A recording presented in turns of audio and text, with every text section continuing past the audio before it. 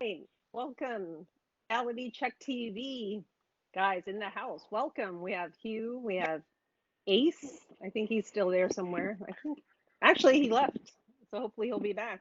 And we have Danny on the phone. Welcome, guys. Yeah, hello there. Hello. Hello there. Hello. We have Jeremy and Tim, some of our regulars. So welcome, guys. Cheers. Cheers. Yeah, you can't see me. I brought my drinking horn and you can't see it. Oh. Yeah. So we wanted to talk about just like the whole reality check TV. You guys have been on this in the scene for years, and my first question to Hugh and the guys is, did you guys come first, or did Wayne's World come first? It's like close. Well, that's up to debate. I've seen many. I've seen much bloodshed on the internet over that question. So leave that to the bloggers and schloggers. But okay. The original impetus of Reality Check was an alternative news program. I had originally gone out into the streets during the initial protests of the Gulf War to do a sort of mini documentary reporting at large of what was happening for real in the street. And that quickly morphed into going to parties, hanging out with odd and strange people, and finding my way into nightclubs to tape record bands. And that was the origins of Reality Check TV. And then quite some time. What year was that? 1991. Okay. Yes, we're actually coming up on our 30th anniversary if they ever let us out of the cage. We have some big 30th anniversary events planned, but we're as soon as things ease up, right back to inviting all you friends and fiends out to our amazing shenanigans that we have in store for you for the 30th. Awesome. So Hugh, I believe, you guys were always a video type thing. There was never articles written, right? Because I always see you guys with the camera at shows, the microphone, and you guys always kind of the crew, kind of very tight and always like at events, Hate Street Fair shows and stuff. So I think you were on cable access. Like, how is that how we saw you? I'm just trying to think back in the day when I would try to see you guys. Was it through cable access? Not to mention Wayne's World again, but similar to Wayne's World. Yeah, so we were on Cable Access 29, which was the San Francisco Access channel, which used to be housed down in the Mission. And they had studios down there. And but the whole concept of Reality Check was there. We take you, the video viewer, out on an adventure along with us to go do all the stuff that we do. Interview rock stars, go to concerts, go to events, go to crazy parties, meet strange people, and invade their homes and bring it all to you, and no cost to you, the video viewer. Okay, so Hugh, tell us about the crew and your superpower, each person's superpower. We'll start with you. Each person's superpower. Well, as a matter of fact, let's see if I can. I have a little graphic here. I don't know if I can pop it up there, but. Yeah, well, I'm huge in the program. Everybody in the show, they augment their personality, whatever they already are interested in. Their personalities are augmented. That's their superpowers. So my superpower is the camera.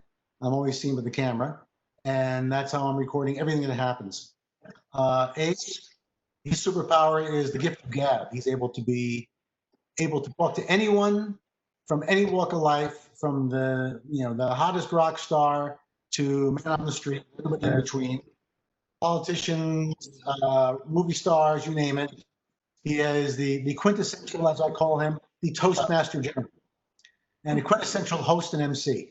Danny, of course, his superpower is his elephant-like memory of all things metal and therefore related. So he can tell you when Dave Mustaine played at the Stone in 1986, and at what time during the concert he played the wrong note on that one song and almost broke a string. And he'll talk to Dave, and Dave will go, I don't even remember that. Then there's the Whack Pack, stealing a term from Howard Stern. And we have Dragon Dave, who was our sort of our adult entertainment correspondent. He was an aficionado of all things to do with porn stars and strippers and that, and also movie stars, because he's acts as an extra in movies. Then we have Ron Skull Smasher, who is our crypt keeper. He is the man of everything of the macabre. And I like to say, and he is also a tennis star. So I like to say he has a mean forearm and a baby in a jar. So he's has quite the macabre collection enclosed in his bunker. And then there's Stoner Scotty, who's our 420 man about town. He's the typical stoner dude, and has taken us on adventures to, cannabis conferences and the like. There was Yvonne, who was our original reality chick. I know that's not a politically correct term anymore, but hey, it was 1991. Tough luck. And our pantheon of other reality chicks. So it sounds like, nah, you don't say that these days. But we always celebrated women who were talented, forthright, had their own businesses going,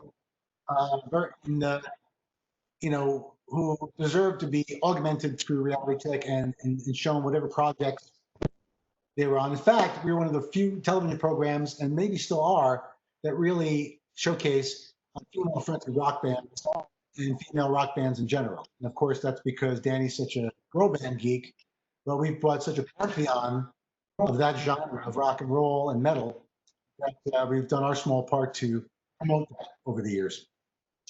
Of course, in and out of the show, we've probably had on most of your favorite underground rock and roll stars in San Francisco and environs.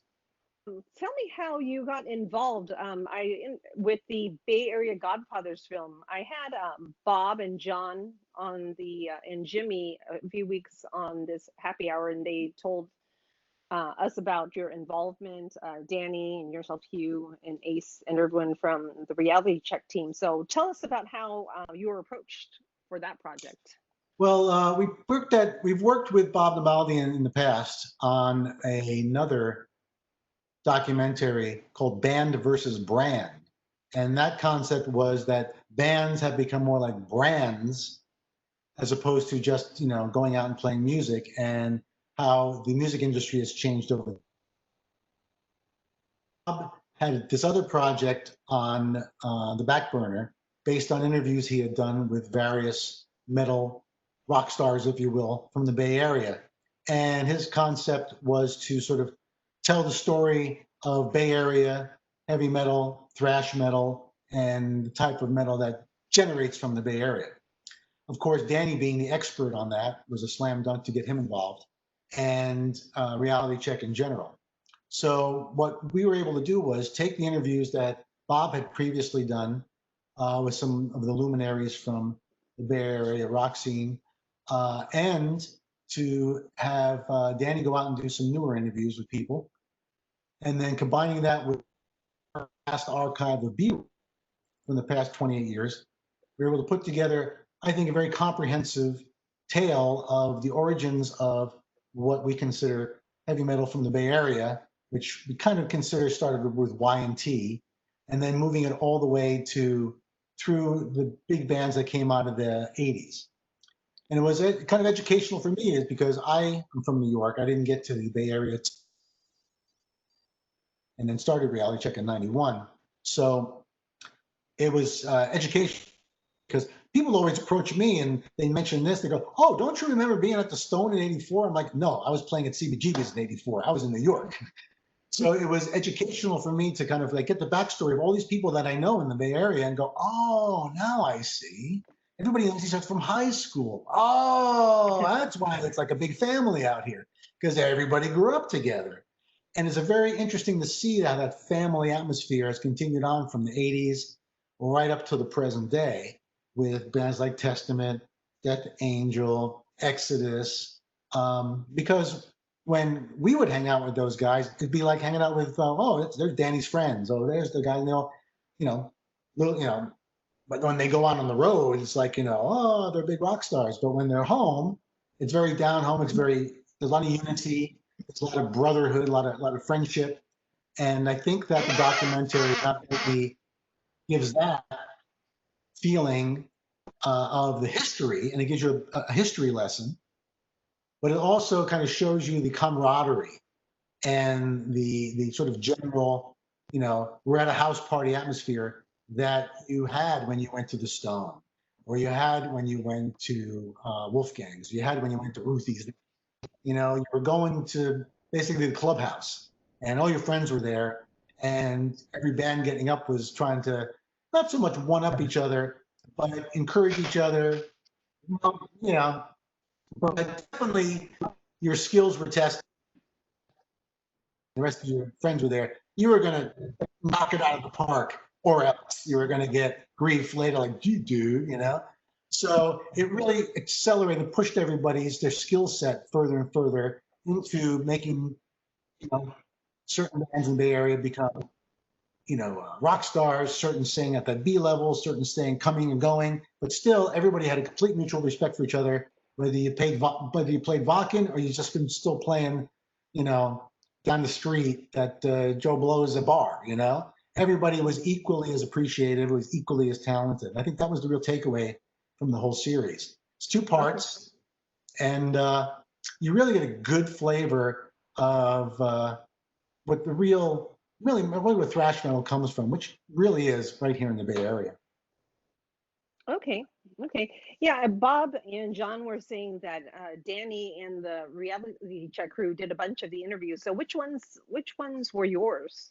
I think I could tell from. Yeah, you can always tell because the camera's like this. Yeah, well, Danny went out and did them in Danny style, but I don't know.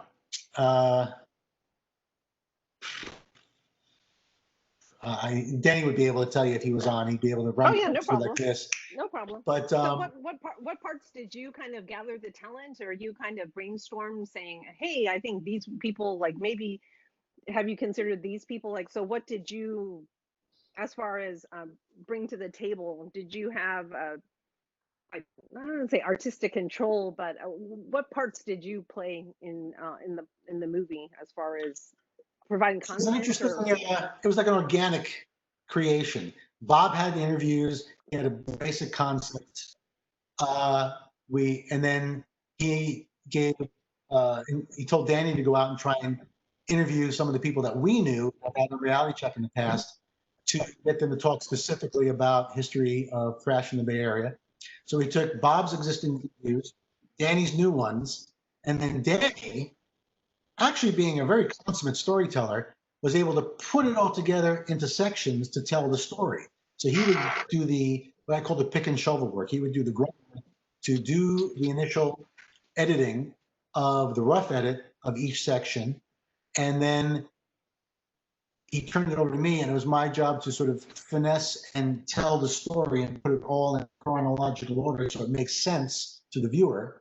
And then we added in the copious amounts of reality check B-roll to help illustrate the story, as well as photographs that Bob was able to get from his friends and connections over the years, who very generously gave us license and permission to use their photography from back in the day.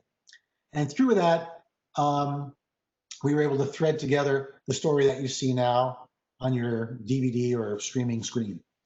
Okay. Yeah, no, it's really good. And I think Bob gave the Reality Check team a lot of props, how you guys put all the content together basically, and then pitched it to Bob. And Bob told me when he looked at it, when he saw it, he was like, yes, this is exactly what I'm looking for. So yeah, so he had major gratitude and was just so thrilled, when he saw that, when he pitched it, and he just saw, this is exactly what I wanted to tell, this type of story with what you have. So yeah, no, that's great that he tapped into, like, the movie's called Bay Area Godfathers, but you guys, this crew, Reality Check, you really were at the forefront of documenting, like, you guys and probably Harold O. You would see with the camera in hand, and you guys with your video camera. So no, it's great. It's great to see local people tapped for this type of project, because sometimes you see stuff about the city and the scene, and it's like, why didn't they ask so and so? Why didn't they ask Danny? Why did they ask Ace? Like, these people would know. But Bob, I mean, he knows what he's doing, and he did tap into the right people. So that's why I think the movie just has that very very authentic feel to it. When I see it growing up here, like Ruffians and all those guys in BAM magazine, was just like, it brings back all of those memories growing up in the Bay Area and just being young and kind of just picking up those magazines like BAM, SF Weekly, and seeing the ads and seeing the band pictures. So just really takes you back. So congratulations. Thank you. And part of the documentary talks about the origins of some of the metal magazines and how, they started as just little paper stapled together fanzines and eventually developed into actual glossy magazines. So that story is within the Bay Area Godfathers documentary as well. So not only do you learn about the origins of the bands and the camaraderie of the Bay Area, but you also see the origins of these metal magazines that came out of the Bay Area too. And it's quite amazing that they came from their humble origins. They actually were, 80, 90-page glossies at one point. So it's quite a comprehensive overview of that genre as it generated from the Bay Area.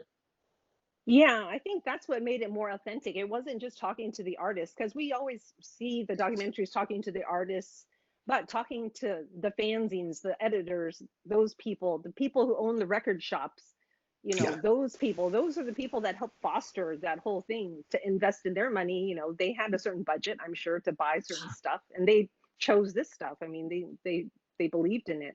So yeah, it was a great story. It was. I think Jeremy had to go out and clean the pool or something. I'm not sure where there he is. Something like that. Yeah. No, I'm here. Over and jump in next time, please.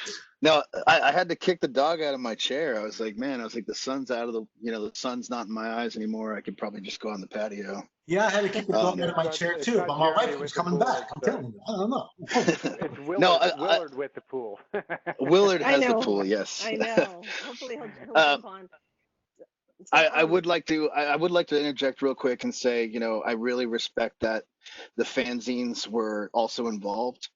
I'm not gonna lie and blow smoke anywhere. I haven't seen the project yet, but I really want to, and when I do find time, I'm totally going to. But like me, I was a writer or an aspiring writer growing up, and I wanted to sing, but I just wasn't the musician type. But I appreciated the music. But it was the people you don't see, the editors, the producers, the whatever else that I felt I belonged to. And they never get the credence. So, but now you're actually giving it to them. And so just thank you. I appreciate that. Thank you. Well, you're welcome. And part of the essence of Reality Check itself is showing people just that angle of things. Obviously, we've, over the years, interviewed celebrities, high profile musicians and that, but we've also done a lot of behind the scenes people, a lot of people who've contributed to the scene in one way or another. And people that also at what I consider our level of underground media. So we've endeavored to show that angle of, the people who you don't necessarily know their names unless you're in the scene, but without them, there wouldn't be a scene. Right. And exactly. We took that attitude of Reality Check and infused it into Bay Area Godfathers, infused that into Band versus Brand, and in smaller ways in the footage and interviews we've contributed to other films that are either films of documentaries of specific bands or of genres in general. Hey, Hugh, I'm kind of curious to know, how much do you think the club actually contributes to that sense of community and the whole camaraderie that happens at the shows? Well, from looking back in the history of it, I'd say more in the past it contributed, because when people talk about Ruthie's Inn, when they talk about the Stone, when they talk about the clubs, the Keystones, that they were the clubhouse. That's where you went to be with your tribe. That's where you went to hear the music and hang out and meet people and exchange ideas. And, oh, I'm leaving this band, but I'll join yours. And that's where it all happened in the clubs. It was very, very important. As the years went on, it became less and less important as forming the community, because the community had already been formed. And it became less and less important to be at any specific club or any specific place, because the music and the scene has already been established. And then here we are, where we're keeping our fingers crossed, where we can get the scene back going again and get people back out to mingle together, to hear the music live, and regenerate that experience. Basically, if you watch the documentary, it really answers that question. It shows that there's one section where Bob is out in the streets of San Francisco. Well, you kids out there don't remember that, but where they visit, the former location of many of the famous clubs where all the thrash metal and metal originated here in the Bay Area. And really what they are saying is that these places were instrumental in creating that, and also breaking bands that were instrumental in influencing people, about the first time Motorhead came into town, and who they opened up with. And it was like, oh, well, the first time I saw Motorhead was here at this date. And the first time Metallica played, when they came up from LA, and the famous 3 shows they did. And, those type of demarcated moments in time in the history of metal and thrash wouldn't have happened if those clubs weren't there. So those clubs were very important in creating the scene and creating that genre of metal. Yeah, I mean, it's kind of like you mentioned, like CBGB and the Stone. And you think of, places like The Edge, that created these environments where these bands could come together and then kind of form that sense of community, and then eventually it kind of spreads out. Exactly. Is that kind of where you're going with it? I mean, that's what happens, and that's flavor that you get when you watch the documentary, and it really goes, oh yeah, those places really were, it really was instrumental in creating the scene. So, but I yeah, guess my question is it the venue that kind of provided the canvas for it, or is it the music that showed up and did it? I'd say, yeah. I mean, I would agree with that. The clubs did provide the canvas for which the art was displayed, if you will. Awesome. Hugh, one quick question. I know you have a hard stop at right now. So you need to leave, right? Back to another place, but thank you, Hugh. Huge. I'm looking forward to another round of this. Let's reconvene and do a round 2. Yeah, let's. Yeah, this was a pleasure. Thank you so much. All right, take care, and I leave it to the Toastmaster General himself. Will carry you through. Break on through the other side, Toastmaster, and I will talk to you all later. Thank you. Thank you, Hugh. Bye. Welcome, Ace and Danny. Hi. To the virtual happy hour. That is actually not so virtual, because I'm actually here in your apartment. You're here with us, and it's a pleasure to have you within our humble domicile. Thank you. This is the Reality Check penthouse suite. You can see our many awards on the wall here and stuff signed by heroes of our league. Here's our official. By the way, we do own the name, so those of you out there trying to use our name, we're coming for you. Okay. Now you know. Of course, we go way back with March. Now you know. Way back with March, yeah. I mean, the Informant magazine we have in common, so that goes back to at least 1990, if I can recall, right? Yes. So a good 30 years. I know. Yeah, and I've known this guy, because I met you fairly early when I got here at the Stone. Yeah. Because he was always repping the Wrecking Machine.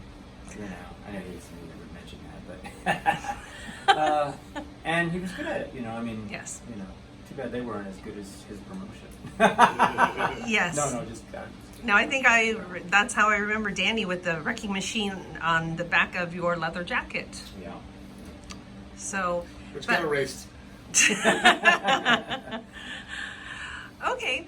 So, I mean, like I mentioned earlier with Hugh, you guys have been around forever, and I joked, it's like, wait, did Wayne's World come first, or did Reality Check? People always do that. Ever since we started doing the show, hey, is this like Wayne's World or something? And it really annoyed me. Yeah, that's kind of, nothing against, I mean, I love that sketch and I love that concept, right. You know what I mean? Has nothing about, but it's kind of a pejorative, it's derogatory when somebody kind of says that to us. Of course. We kind of like a Wayne's World, which is like, low rent, and we're not any good, or something like that. And, it's like, not really, not to mention the fact that they did their stuff on set, and we do our stuff live in the moment. Right. So there are none comparisons. Bless their hearts, It's a funny bit, and I love the movies, of course. Of course. So, let's just talk a little bit about Reality Check. Just kind of the beginnings and where you... Well, he and I kind of stumbled into it kind of together in a way. I started maybe like a minute before him, and it was only because I ran into Hugh and Mocha Delight at the time, who was Hugh's partner and one of the original co-creators.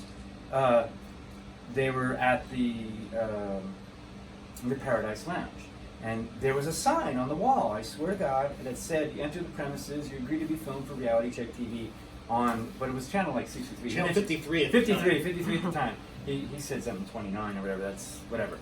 But the bottom line was, I saw that and I was like, oh. And I was working at Terminator and doing Bondage Go-Go and booking shows at the Trocadero. And I thought this would be a great way to get some underground promotion on cable access TV, because that was cool at the time. There was a lot of great shows on cable access TV. So I was all about that. I was like, that's cool.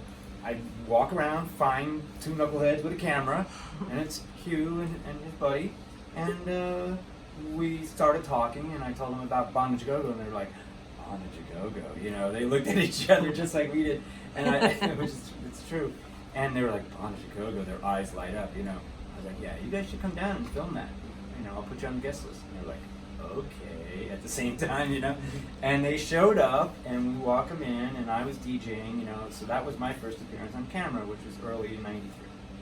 And at the same time, they were doing this Kiss thing with the guys, Frank and Jonathan. And well, they started, Mocha considered himself the ultimate Kiss fan. Mocha Delight was the co-founder of Reality Check TV with the Mighty Huge, and he considered himself the ultimate Kiss fan. He was doing this thing on a quest for Kiss. He wanted to quest meet for Kiss, which is still a guiding light to this day. And they were doing it. They tried to sneak into when Kiss played the Oakland Coliseum on the Revenge tour. They tried to sneak in, and they got a few minutes of a few seconds actually of Gene Simmons backstage before they got shut down and kicked out, and all that stuff. And then they got word of my then roommate Jonathan Fenno and his huge Kiss collection. Where actually, I think Jonathan and Tim Healy, Tim Healy, who used to work at the Record Vault, Tim did a Kiss fan thing called Kiss Heaven, and they actually saw the episode where they tried to sneak backstage at the show, and we were at that same show. So I think Tim probably reached out to them, and they got back in touch.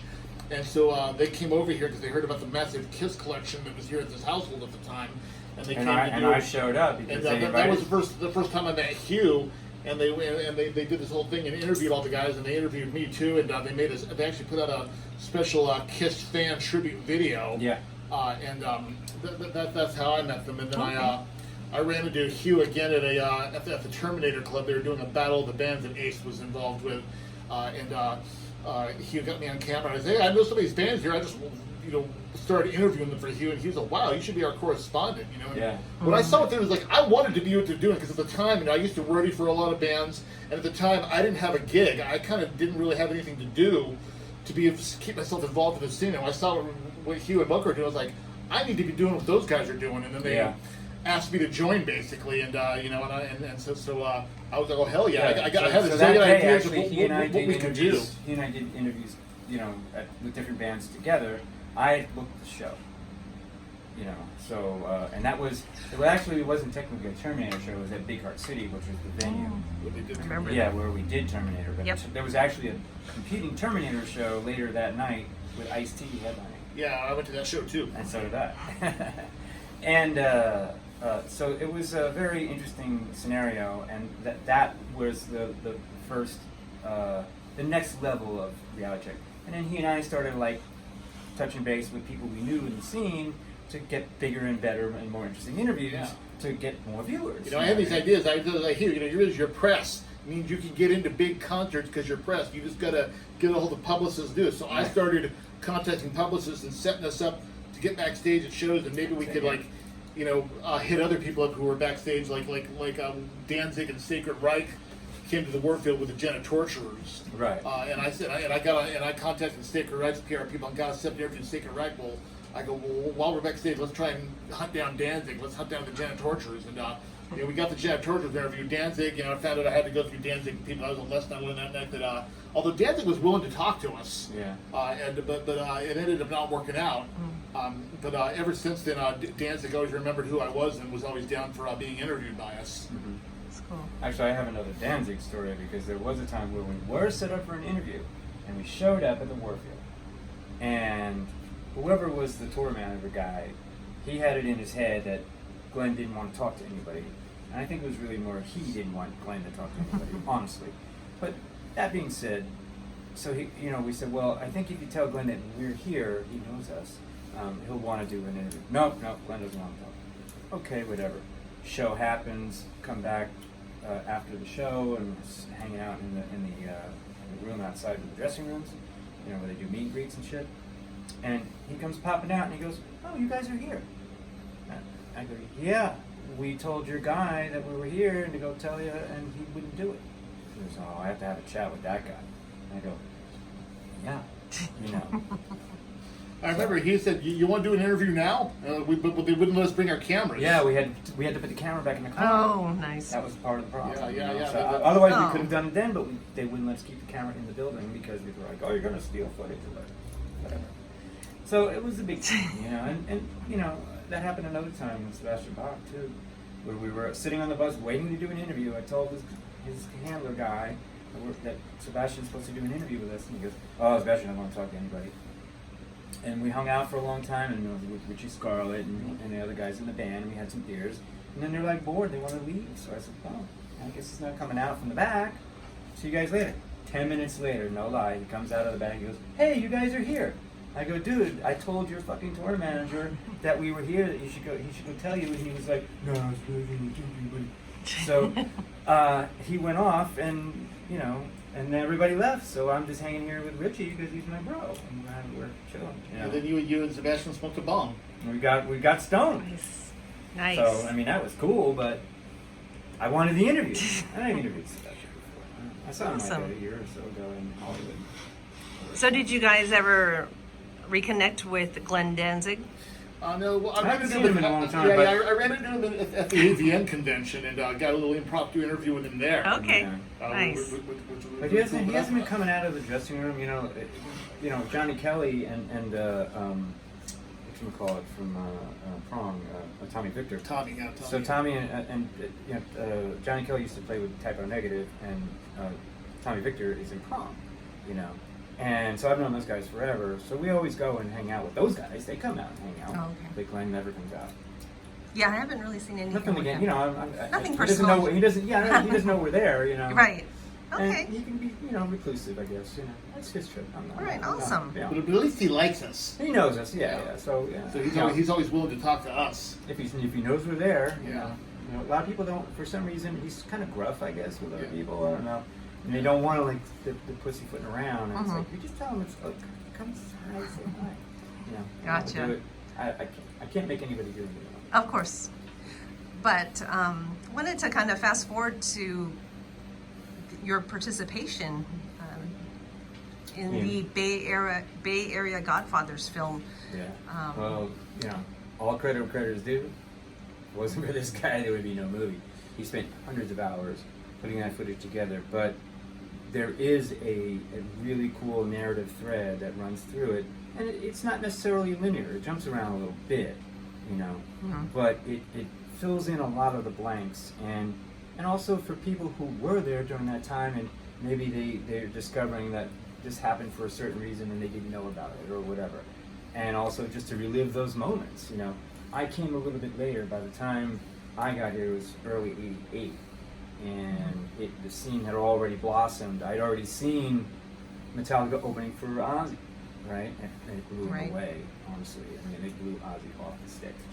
Yeah, that's hard to do. Because Ozzy's a flamboyant character, so not much does. But, you know, that being said, and then, you know, I come to San Francisco, and I kind of got to know some of those guys because they'd come into Guitar Center. So I ended up meeting everybody, and I remember I got backstage passes to their show at the Cow Palace. You know, I got to know them, you know, whereas 2 years earlier, I'm picking up their, you know, like Ride the Lightning or Master Puppets or whatever, and I'm looking at this album cover and I'm going, man, this, you know, this band is so heavy, and then starting to read, you know, doing all the reading in like magazines like Metal Hammer, right? Metal Hammer, Metal Forces, Kerrang, you know, about all these San Francisco bands. And they, you know, Metallica also was on my radar because they piggybacked with Raven. And Raven, I used to go see Raven in New York. I saw them 2 or 3 times, you know, in the mid-'80s period, because they were signed to Atlantic, you know. So, yeah. Yeah, well, what it was, you know, Bob Nalbandian reached out to me. I just became, by default, I became Bob's video editor guy, because we've already done 2 films together, and ironically, Bob Nalbandian is a true genius and deserves all the props and everything he's done for the metal scene, and he was very influential on me because I used to read his fanzine, The Headbanger, when I was like, you know, 16 years old. I discovered The Headbanger. We love fanzines. And I discovered fanzines, and it opened up a whole treasure to stuff I didn't know about, because I was just into the standard arena rock bands. I discovered the underground metal scene, discovered the real stuff. And Bob's Headbanger fanzine was my introduction to that. It was all about the LA scene, but it was the really heavy bands that were coming out of LA at the time. And I was very, very influenced by his zine. Then I discovered other zines that were around at the time, you know, particularly the Metal Mania, you know, Ron Quintana's Metal Mania, and Metallic Overkill, and stuff like that. And it really was my education. And I got really into this. I got into tape trading, and corresponding with pen pals and learning all that. I learned this whole thing was happening, brewing up here in San Francisco. You know, Metallica, I was completely. And overseas too. Right? Yeah, but I got way into Metallica, and I heard about all this other stuff that was happening, and I just said, yeah, I've got to get involved in the Bay Area scene, and that's what I did. So I've been involved with it for a long time, and so those fanzines were an influence when I started doing Reality Check TV, and I was trying to really capture as much as we could on video to document and get a lot of history. And now I'm reaping the benefits, because now I'm able to help tell the story with the footage we got, and my own knowledge, and you know, I think a lot of bands have been overlooked. You know, there's been other, like, this isn't just a thrash metal documentary. That's what people don't understand. Right. You know, majority of it is thrash, but the Bay Area Metal team had a huge hard rock scene there as well, with bands like we got Vane, Jet Boy, and Le Mans, and bands like that. And I can name tons of other bands that were just packing the places. And then there are just other types of bands like Vicious Rumors or Lääz Rockit. Yeah, who were in this, well featured in this film. You know, and Anvil Chorus. Anvil Chorus is a great example. They were not. They were tremendously influential as a band, but they were nothing like the bands that came after them. You know, I mean, they were more prog. You know. Yeah.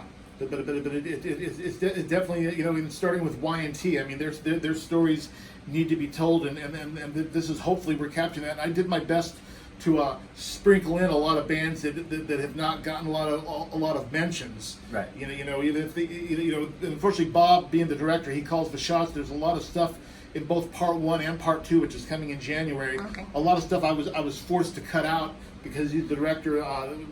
Giving mentions of other bands, but I did. There's only so many. Did what I could. I wanted to mention bands like Bacchus and Potential Threat, and like I do show video clips of Ulysses Siren and Sacrilege B.C. Who played the scene, but they they don't get mentioned. But I at least show them. In addition to, I show flyers and stuff. You look closely, or I even drop in logos where you'll see some of these bands that were just part of the scene. So they at least get some type of a subliminal mention in there, but still we cover a lot of ground. Getting Lääz Rockit, Vicious Rumors, Righteous Sire, and Stone Vengeance, And we do have the standards with Exodus, Death Angel, Testament, Metallica, and then Heathen, but like Doug Piercy, who's in the film, and he kills 4 birds with 1 stone, having been in Heathen and Anvil Chorus and Control and currently in Blind Illusion. Blind Illusion, yeah. Yeah, no, it was very authentic because I think of the authentic footage that you captured from back in the day, all the flyers, all the relics, I guess we would call it, and showing bands like Craig and Ruffians. They were huge back then. I remember seeing all those bands that you. Those bands were all they've been on the scene for a few years when I rolled into town, but I luckily got to see them. I met Craig Fairhurst very early on in my career, and that was a lot. Big part of it was being at Guitar Center. Everybody came through there at one point or another, and you get to meet people. I mean, Peter Tork from the Monkees came in because he was living in San Francisco at the time. Well, wait till part 2 comes out. Mike Coons of Lääz Rockit tells a great story about meeting a guy from Sha Na Na. Yeah. Something to look forward to. And going and having a big old party with a guy from Sha Na Na, but I'm not going to give any spoilers. You just got to see part 2 when it comes out in January. That'll be one of the stories, because this is there was just so much ground to cover. We had to make a 2-part documentary, and still people are probably still going to complain. I mean, David White from Heathen did a post about our movie going, are they going to get it right? I mean, I hope we did. You got to see it. You tell me. I did the best that we possibly could, and I wish we could have done more. And people also are so quick to judge. It's like you haven't seen part 2 yet. Part 2 has more stuff in it, And first of all, make sure that you're making your commentary after you've already watched the film. There's already been some prejudging out there. Like one guy from a well-known band in the Bay Area, I'm not going to mention, said, well, what about us? And it's like, you haven't even seen the trailer or the movie yet. You don't know anything about the film, and you're already kind of complaining. Well, I know who you're talking about. Yeah, I'm not going to give it away. I don't want to pass any aspersions. It's not personal. But it's just interesting how people will right away think that they're already getting shortchanged before they've even seen any of it. Will it satisfy Tom Christie, Lord Pryderi? Oh, who knows? Probably not. Probably not. I said Metallica put the steel in the back. He goes, no, Anvil Chorus did. I mean, bless his heart, but that's. And nothing, because I know all those guys, and I was dear friends with every one of them, and they played Hate Street Fair. Great people and great band, and great music, but they didn't put the scene on the map. But they were, one of the progenitors, definitely. They're definitely on the ground floor. They were playing, Metal Mondays and those sort of things. Yeah. I wanted to get other clubs mentioned, like Niles Station and Pony Express Pizza, New George's and San Rafael, I definitely want to give props. We just can't get everybody that we can get. We didn't even get the Real Rock in there. Yeah, the Real Rock too. That was stuff that just got. Some of that stuff got mentioned, but it got cut out. Can't get everything in there. And that's the thing, from purists and completists are like, well, you forgot this, that, and the other thing. It's like, yeah, but what did we get? It's not about what we don't have. It's about how much we packed in there in a certain frame of time. I mean, honestly, it's jam-packed full of stuff. I mean, and I've been watching a lot of music documentaries lately, I'll say this, and ours stacks up with anybody else's, There's the occasional one that's like, oh my God, really stellar. I mean, still, I think the Anvil documentary is my all-time favorite. But there's a lot of great documentaries out there, and our stuff is standing up very, very well. And we've even got some great compliments. I mean, Jonas Åkerlund, who is an amazing video director. Let me just say that for the record. He put out the movie Lords of Chaos about the Norwegian black metal scene. Yes, that's an amazing film. My gosh. He did a great job on that. And he's been the exclusive video guy for Metallica, doing a lot of Metallica's videos, and he's also does videos for Madonna and Beyonce, believe it or not. And he's still a metal guy. Yeah, he loved band versus brand, and he also loved his quote actually for AREA GODFATHERS was like, "Whoa, that's pretty awesome, man."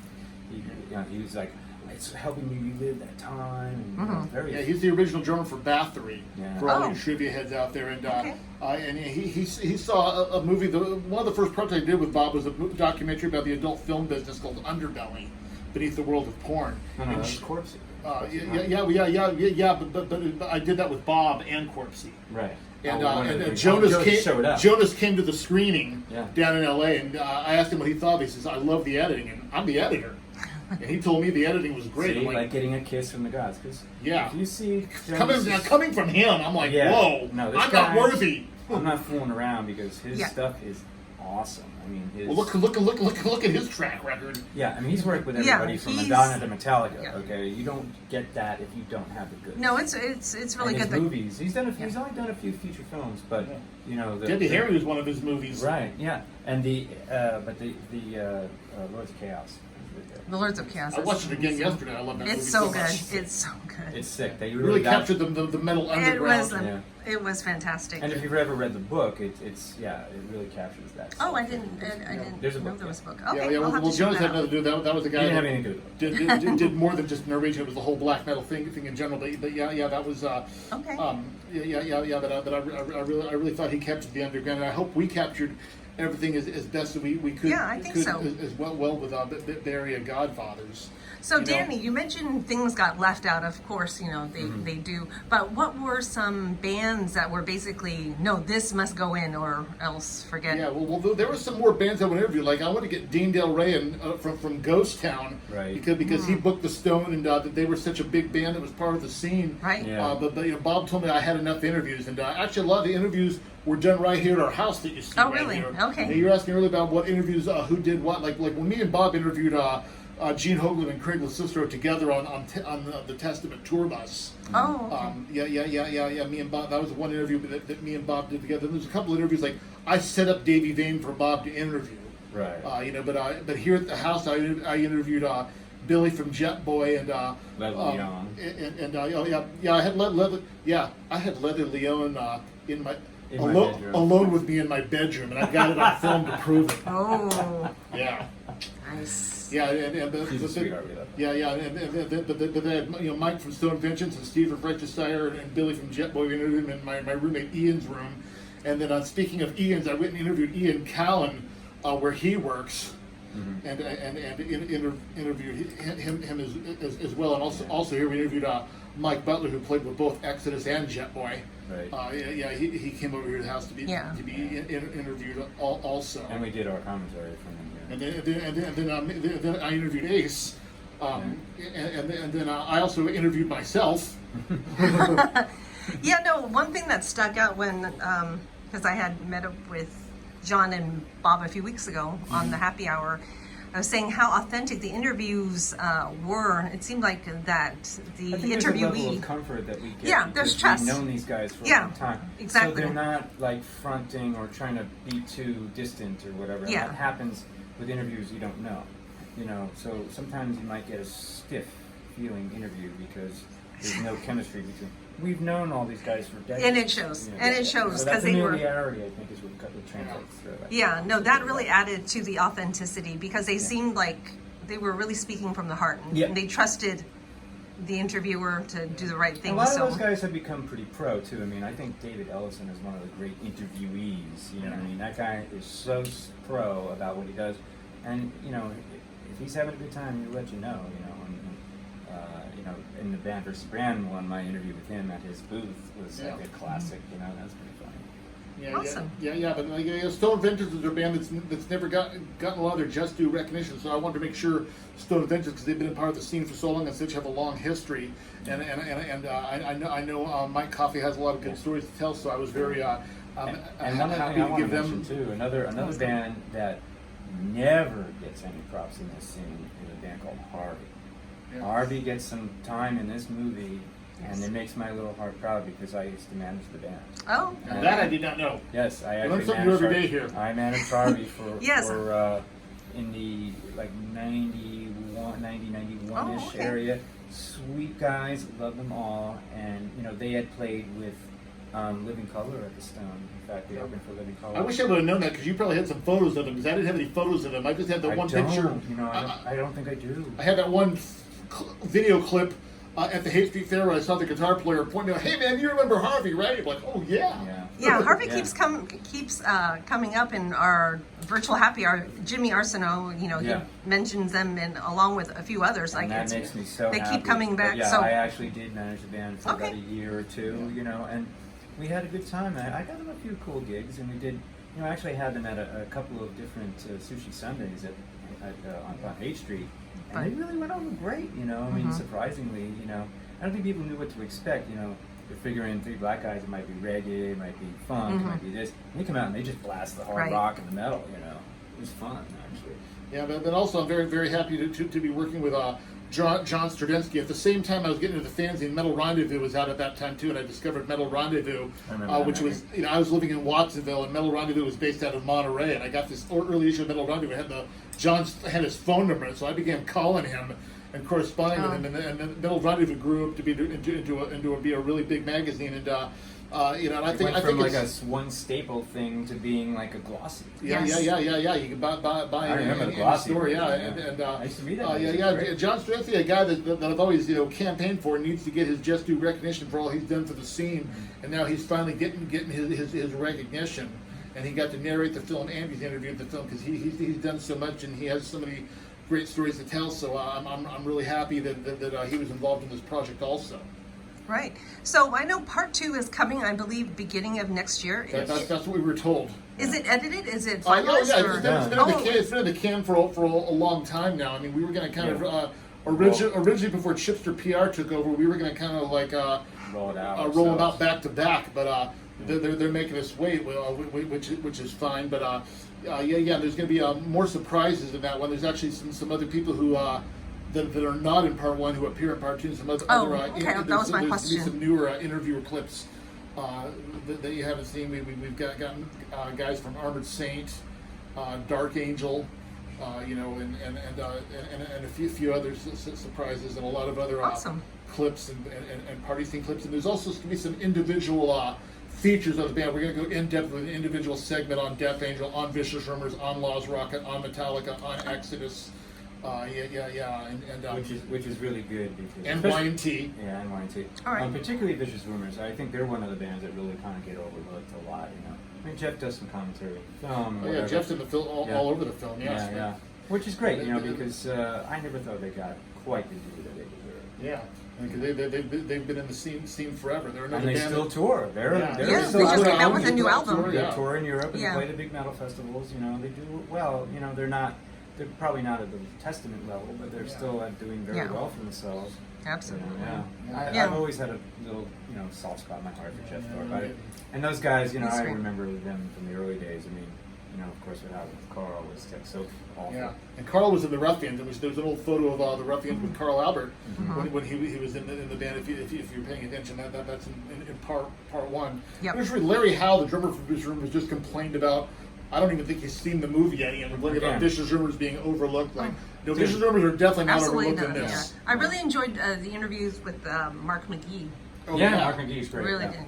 So. Yeah. From Left Planet, and then we got the brothers from Damned, and then we got the Tiemann brothers from both Roadrunner and Head On.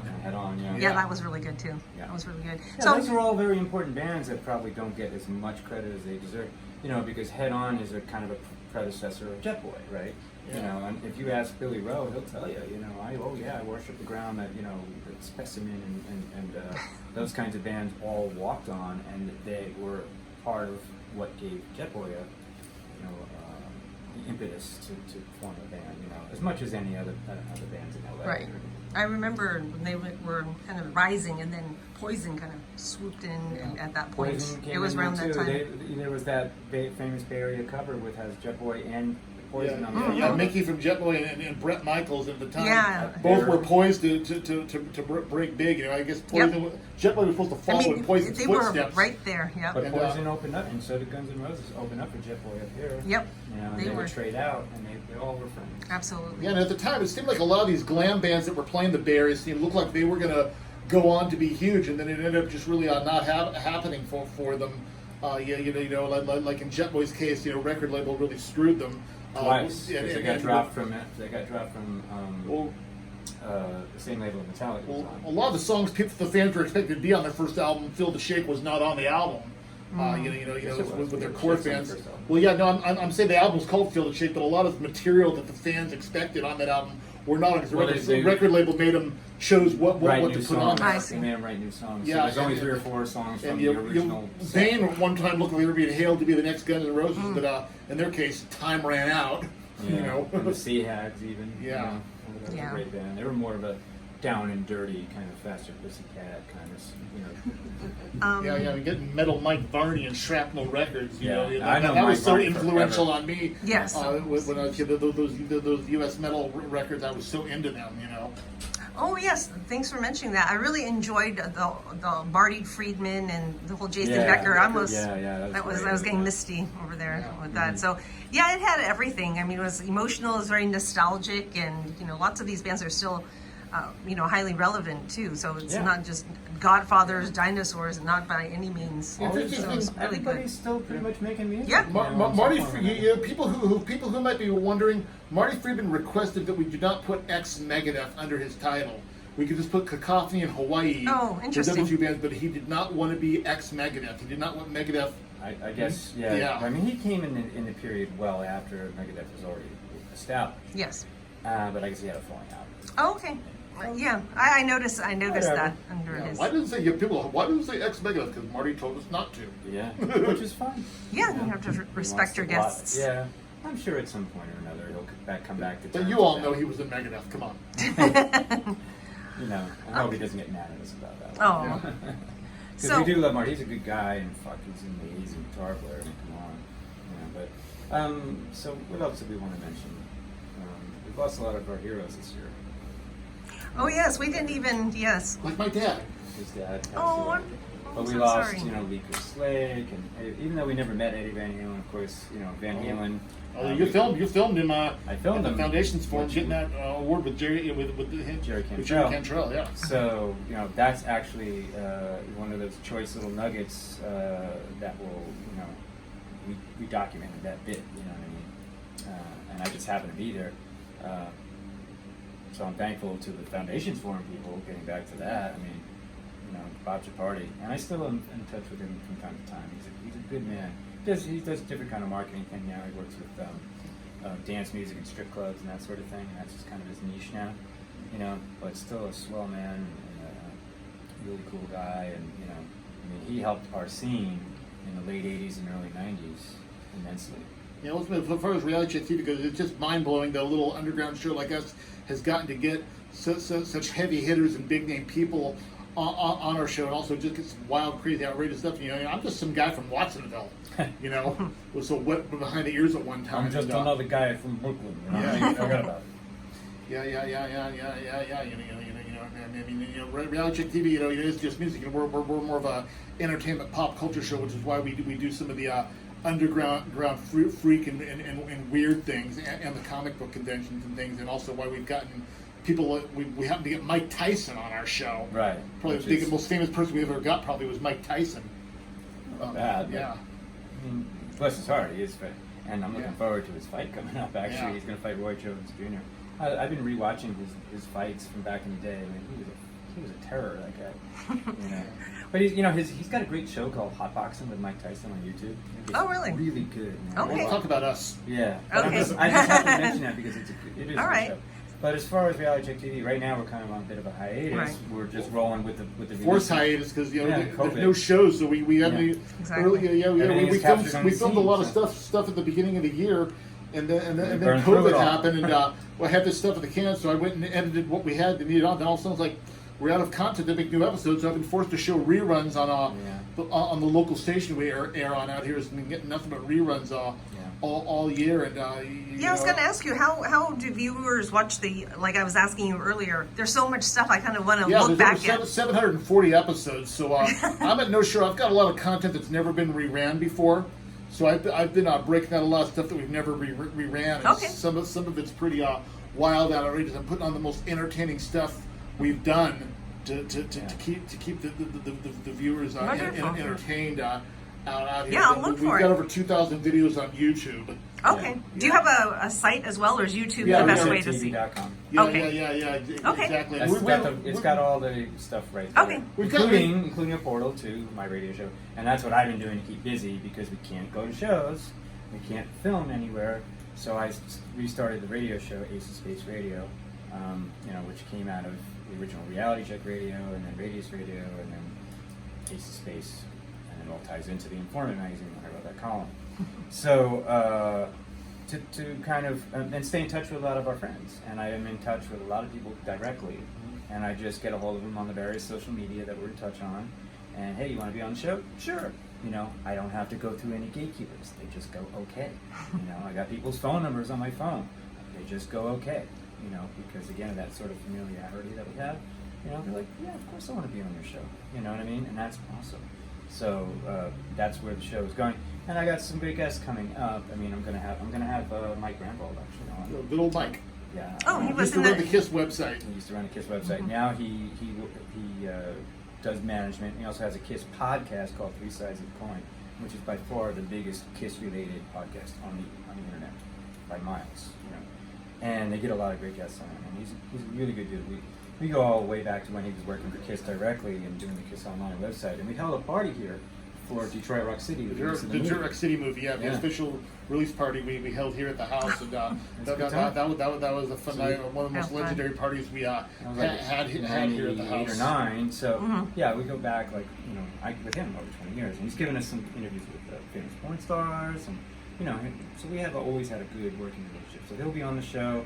I'm going to have Ross the Boss on the show. Oh. I'm going to have Ricky Bird, who formerly was with Joan Jett, and now he's a solo artist, great guitar player, great songwriter. I'm going to have Albert Bouchard from BOC, original member of BOC. He's got a solo project happening. And then who else do I have coming up? I think I'm going to have Felix Hanneman from Zebra, a little bit further down the line. Stan Johnson from Faster Pussycat and LA Guns. So I'm getting all these guys who I'm on a grow level with, and they're like, yeah, sure, just tell me when. And we work it out. I'm also I got to mention Cher Ross from Vixen, who's going to be on this week's show, and Dave Dalton from Die Laughing Records and Screaming Bloody Mary's local. So I got some local flavor. And Cher, again, she's a sweetheart. And we love Cher. Yeah, and she's now the rock and roll realtor out in Florida. Yeah. And she's like, yeah, I'm making grown-up money now. I love it. I'm like, good for you, girl. But she's like, yeah, I can't. Vixen will be back on the road in 2021. They have all the shows that they had to cancel that were just moved. Oh, yeah. Looking forward to that. I used to love them. Yeah, but she's like, I paid off some debt. I'm it's great, She's rocking it. And she's like, so we talked on the phone because I'm going to have her on Saturday's show. And I just wanted to do a little catch up with her and everything. And she's so effusive. And she's like, we talked for about, 25, 30 minutes. And she's like, oh, that's another call. I got to go. See you later. Off she goes. Awesome. Yeah. Thank you so much. Yeah, I actually just started working on my book, all my memoirs of all my days in the metal scene and all the stories I have. Oh, wonderful. I'm going to be working on that. That's something for the future to look forward to, and look for. There's plans for a reality TV documentary. I was going to ask. You have so much stuff. I would love to see more from you guys. That would be a pretty epic story to tell because the individuals involved and how we came together and how the show grew and morphed over time. It started out, and she detailed it earlier how it kind of started out as an alternative news program and ended up being just kind of capturing the underground scene. Mm-hmm. Then we get plugged in, and then so it's been a really great journey, and the thing is we got to have some fun at the beginning of the year, and then it's like it came to a screeching halt, when we sit around here, it's like, I better start a radio show or something like that, So that's wonderful. Busy. Great. So realitychecktv.com is the place to go for, that's the main place, and there's portals to everything on the page. And you can find Ace of Space Radio on fccfreeradio.com, and click Studio 2B every Saturday, 2 to 4 p.m. Pacific, 5 to 7 on the East Coast, and you can hear the various interviews with people that are coming up. And check out fccfreeradio.com. There's other great shows on there as well. So I have three episodes posted already. I got the Row before, I had Bob on the show, and stuff like that. So all right, more great stuff to come. Thank you. Thanks, guys. Thanks for your time. Good seeing you. Thank you. Thanks for having us on the Headbangers Happy Hour, virtual happy hour. Virtual. Woohoo! Not so virtual. Thank you. I know, I'm not so virtual this time. Kind of what we do. Yeah. I know. It's nice to be on the other side of the camera for a change.